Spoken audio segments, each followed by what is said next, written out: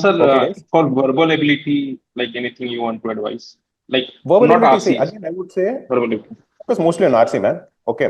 If you improve in RC, I know that you will improve in verbal ability. I have seen that happen.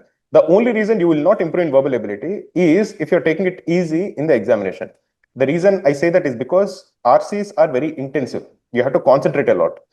And many times I notice it myself that after an RC is over, I relax. I tend to mentally relax a little.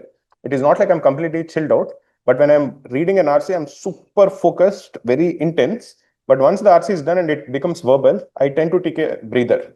And obviously, my accuracy falls. Now, that I have noticed in myself that that should not be the case. How much ever concentration I'm putting in an RC, I have to put in a verbal ability also.